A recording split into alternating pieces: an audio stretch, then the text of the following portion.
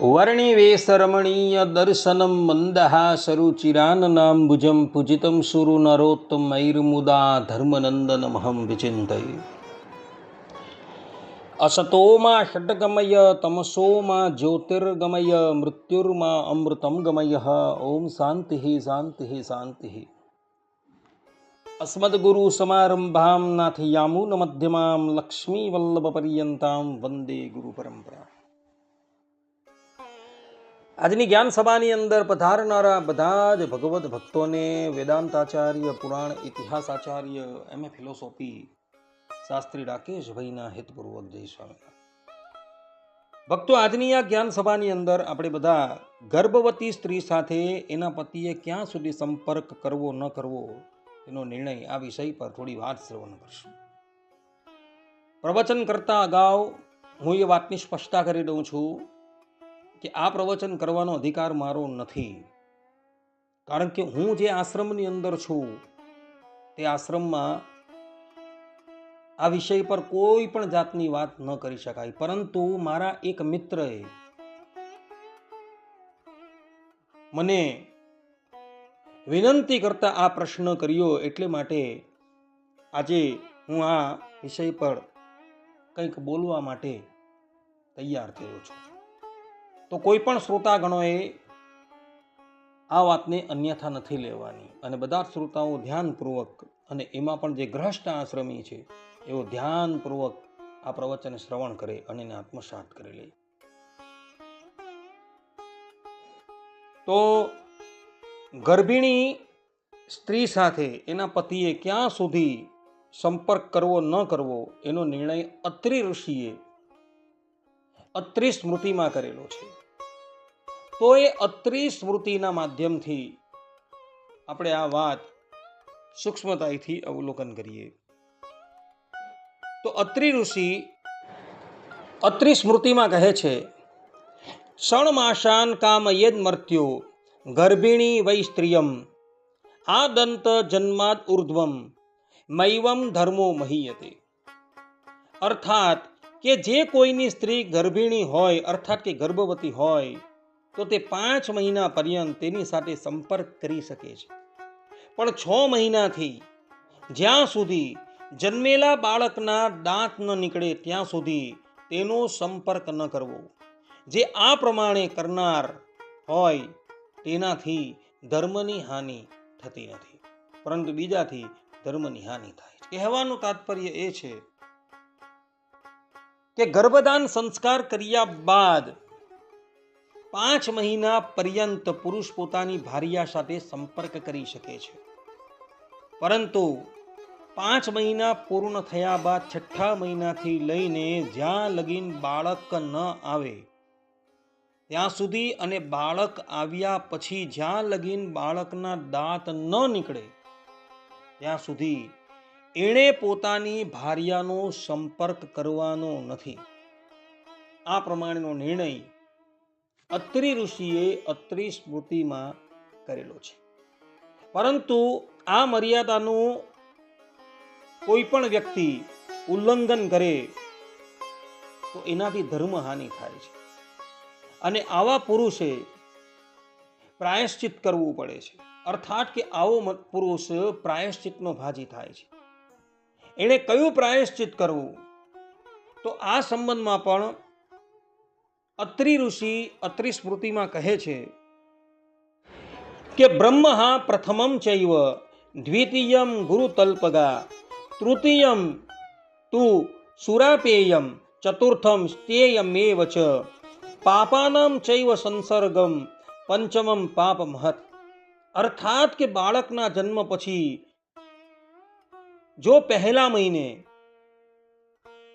પુરુષ પોતાની ભાર્યાનો સંપર્ક કરે તો એને બ્રહ્મ હત્યા સમાન પાપ લાગે છે.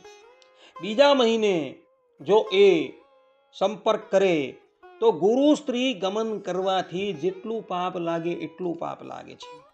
ત્રીજા મહિને પોતાની ભાર્યાનો સંપર્ક કરે તો સુરાપાન કરવાથી જેટલું પાપ લાગે એટલું પાપ એને લાગે છે.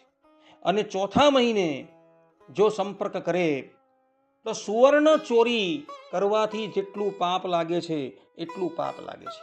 અને 5મા મહિને જો સંપર્ક કરે તો એને બ્રહ્મહત્યા, ગુરુ સ્ત્રીનું ગમન, સુવર્ણની ચોરી તથા સુરાપાન, આ 4 જણાનો સંપર્ક કરનાર જે 5મો મહાપાપી છે એને જેટલું પાપ લાગે એટલું પાપ એને લાગે છે.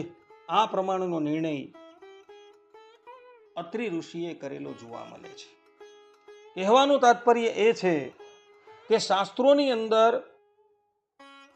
નારીના હિતને માટે, એના સ્વાસ્થ્યને માટે જે નિયમ બતાવેલા છે એ નિયમનું જે પણ કોઈક પુરુષ ઉલ્લંઘન કરે છે એ લોકોને આટલું ભયંકર પાપ લાગે છે.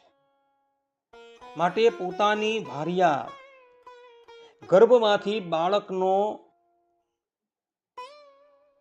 જન્મ આપે પછી 5 મહિના પર્યંત એની સાથે પવિત્ર સંબંધ રાખવાનો છે. પરંતુ એ અવસ્થાની અંદર જે લોકો, અર્થાત કે 5 મહિના પર્યંતમાં જે પણ કોઈ પુરુષ પોતાની ભાર્યાનો સંપર્ક કરે છે એને મહાપાપ જેટલું મોટું પાપ લાગે છે. કોઈ વ્યક્તિના મનની અંદર એવી જિજ્ઞાસા થાય કે આવું પાપ થઈ ગયું હોય તો તેનું શું પ્રાયશ્ચિત કરવું? તો એ સંબંધમાં પણ અત્રિ મુનિ કહે છે કે પ્રથમ મહિને જો સંપર્ક થઈ જાય તો બ્રહ્મહત્યા કરવાથી જે પ્રાયશ્ચિત કરવાનું છે એટલું પ્રાયશ્ચિત એણે કરવાનું છે. બીજા મહિને સંપર્ક થઈ જાય તો એ પુરુષે ગુરુ પત્ની ગમનથી જે પાપ થાય અને એનું જેટલું પ્રાયશ્ચિત કરવાનું છે એટલું પ્રાયશ્ચિત કરવાનું છે. ત્રીજા મહિને જો કદાચ સંપર્ક થાય તો સુરાપાન કરવાથી જે પ્રાયશ્ચિત કરવું પડે એટલું પ્રાયશ્ચિત કરવાનું છે. ચોથા મહિને સંપર્ક થાય તો સુવર્ણ ચોરી કરવાથી જેટલું પ્રાયશ્ચિત કરવાનું છે એટલું પ્રાયશ્ચિત કરવાનું છે. અને 5મા મહિને જો સંપર્ક થાય તો પેલા 4 મહાપાપીઓનો સંસર્ગ કરનારો જે પ્રાયશ્ચિત કરે એટલું પ્રાયશ્ચિત એણે કરવાનું છે. અને એમાં પણ એક વાતનું ધ્યાન રાખવાનું છે, કદાચ બ્રાહ્મણ આ કૃત્ય કરે તો એણે પૂર્ણ પ્રાયશ્ચિત, ક્ષત્રિય કરે તો એણે બ્રાહ્મણ કરતા અડધું પ્રાયશ્ચિત કરવાનું છે, વૈશ્ય કરે તો વૈશ્યએ 6ઠ્ઠા ભાગ જેટલું પ્રાયશ્ચિત કરવાનું છે, અને શૂદ્ર જો આ પાપ કરે તો શૂદ્રએ 12મા ભાગ જેટલું પ્રાયશ્ચિત કરવાનું છે. આ પ્રમાણે વર્ણ પ્રમાણે એણે પ્રાયશ્ચિત કરવાનું વિધાન અત્રિ મુનિએ અત્રિ સ્મૃતિમાં આપેલું છે. તો બધા જ લોકો અર્થાત કે ગ્રહસ્થો આ વાત આત્મસાત કરી રહી અને શાસ્ત્રોની અંદર જે નિયમ બતાવેલા છે એ નિયમનું ઉલ્લંઘન કર્યા વગર ગ્રસ્ત આશ્રમનું પાલન કરે. અન્યથા જો એ નિયમનું ઉલ્લંઘન કરશો તો અહીં અત્રિ મુનિએ જે પ્રમાણે પ્રાયશ્ચિત બતાવેલું છે એ પ્રાયશ્ચિત તમારે કરવું પડશે. અને પ્રાયશ્ચિત ન કરશો તો આલોક અને પરલોકમાં મહા કષ્ટના ભાજી થશો. એટલે જે પ્રમાણે અત્રિ મુનિએ કહેલું છે એ પ્રમાણે જ પોતાની ભાર્યાનો સંપર્ક કરવાનો છે, અને જે પ્રમાણે ના પાડી છે એ પ્રમાણે પુરુષે પોતાની ભાર્યાનો સંપર્ક નથી કરવાનો. બધા જ લોકો આ વાત જે છે આત્મસાત કરી રાખે. જે લોકોએ આ સંબંધમાં વિશેષ કંઈ જાણવું હોય એ અત્રિ સ્મૃતિ જોઈ લે. એ અત્રિ સ્મૃતિમાં આ સંબંધમાં વિશેષ પ્રકાશ આપવામાં આવેલો છે.